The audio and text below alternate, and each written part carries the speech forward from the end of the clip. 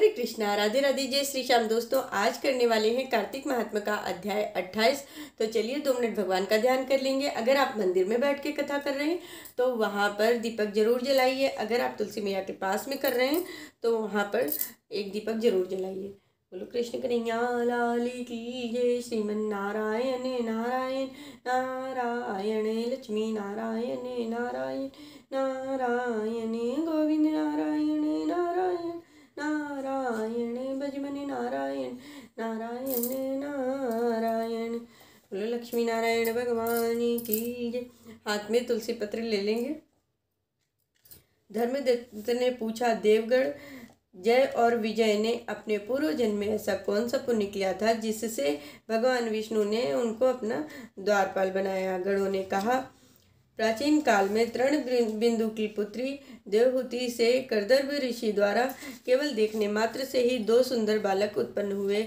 उनमें से बड़े का नाम जय और छोटे का नाम अजय हुआ। बाद में देवहूति के गर्भ से कपिल देव ने भी जन्म लिया। जय और अजय दोनों ही भगवान विष्णु के बड़े भक्त थे और धर्मात्मा थे। दोनों ही नित्य प्रति अष्टाक्षर मंत्र का जाप किया करते थे। भगवान विष्णु का व्रत करते थे। भगवान भी इन दोनों भाइयों पर अत्यंत प्रसन्न थे और नित्य पूजा के समय इनको दर्शन दिया करते थे। एक समय राजा के निमंत्रण पर देवऋषि नारद गणों सहित राजा के यज्ञ में पधारे। उस यज्ञ में जय ने ब्रह्मा और अजय ने पुरोहित बनकर यज्ञ को संपूर्ण कराया। यज्ञ विधि पूर्वक हो जाने के बाद में मरुत राजा ने जय और अजय को बहुत सा धन दिया। वह दक्षिणा लेकर दोनों भाई अपने आश्रम में वापस आ गए। धन का बंटवारा करते समय दोनों भाइयों का आपस में झगड़ा हो गया। जय ने अजय से कहा, धन को बराबर बराबर 2 भागों में बांटना चाहिए। अजय ने कहा, नहीं, जिसको जितना मिला है वह उतना ही धन लेगा। तब जय ने क्रोध में भरकर अजय को श्राप दिया, तुम धन लेकर नहीं देना चाहते हो, इसलिए तुम ग्राह हो जाओ। अजय ने जय के श्राप को स्वीकार कर लिया और जय को श्राप दिया, तू भी अभिमानी है, इसलिए तू हाथी हो जा। और जब नियम पूर्वक दोनों पूजा के समय भगवान उनको दर्शन देने के लिए आए तो दोनों ने भगवान से श्राप मोचन का उपाय पूछा। दोनों ने कहा, हे प्रभु, हे देव, हम दोनों आपके भक्त हैं, मगर हाथी की योनि में हम कैसे होंगे? हे कृपा निधान, श्राप से हमारा उद्धार कीजिए। भगवान विष्णु ने कहा, मेरे भक्तों की वाणी कभी भी असत्य नहीं होती है। यम भी इनको अन्यथा असत्य नहीं कर सकते हैं। पूर्व काल में मुझे भक्त प्रहलाद के कहने पर स्तंभ से प्रकट होना पड़ा था और राजा अम्बरीश के कहने पर 10 अवतार लेने पड़े थे। अतः तुम दोनों अपने श्राप को भोग कर फिर मेरे लोक को वापस आओगे, मेरे लोक को प्राप्त होगे। इतना कहकर भगवान विष्णु वहां से अंतर्ध्यान हो गए। गणों ने कहा, तब वह दोनों गंडकी नदी के किनारे मगर और हाथी हुए। जाति स्मरण रहने के कारण इस योनि में भगवान विष्णु का व्रत नियम पूर्वक करते थे। एक दिन कार्तिक मास की पूर्णमासी को वह हाथी स्नान के लिए गंडकी नदी में गया। तब पिछले जन्म का श्राप स्मरण करके मगर ने हाथी को पकड़ लिया। मगर के पकड़े हुए हाथी को भगवान विष्णु का स्मरण आया और वह भगवान विष्णु का ध्यान करने लगे।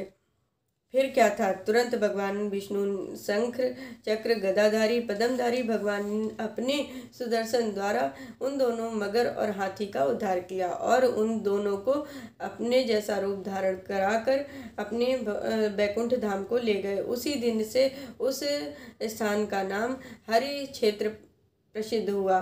चक्र के आघात से वहाँ के पत्थरों में अभी भी चिन्ह बने हुए हैं।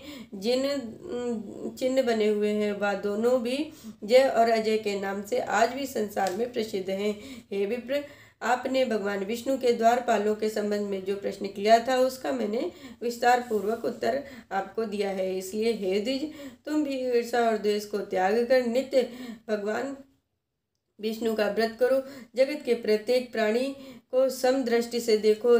तुला, मकर और मेन संक्रांति में नित्य प्रति स्नान किया करो। एकादशी व्रत करो। तुलसी वन की रक्षा करो। गौ ब्राह्मण वैष्णव की सेवा करो। हर समय उनकी रक्षा के लिए तत्पर रहो। व्रत करने वाले को मसूर, कांची, बैंगन आदि का साग नहीं खाना चाहिए। न ही उसका प्रयोग करना चाहिए। हे धर्मदत्त, ऐसा करने पर तुम शरीर त्यागने के पश्चात हम लोगों के समान गति पाओगे। भगवान विष्णु को प्रसन्न करने वाले इस व्रत के समान फल देने वाला तीर्थ, दान और यज्ञ दूसरा कोई और नहीं है। हे विप्र, तुम धन्य हो क्योंकि तुमने भगवान विष्णु को प्रसन्न करने वाला व्रत किया है और जिसका आधा फल तुमने कला को दिया है। इसके फलस्वरूप हम कला को बैकुंठ ले जा रहे हैं। नारद जी ने राजा पृथु से कहा, राजा, इस प्रकार धर्मदत्त को विष्णु भक्ति का उपदेश देकर कला को साथ लेकर विष्णु के पार्षद बैकुंठ को चले गए। धर्मदत्त भी उनके आदेशानुसार भगवान विष्णु के व्रत में संलग्न हो गया और फिर उसका देहांत हुआ तो वह अपनी दोनों पत्नियों के साथ में भगवान विष्णु के लोक को गया। हे राजन, जो भी प्राचीन काल के इस इतिहास को सुनाता है वह अंत में विष्णु लोक को जाता है। बोलो विष्णु भगवान की जय। लक्ष्मी नारायण भगवान की जय।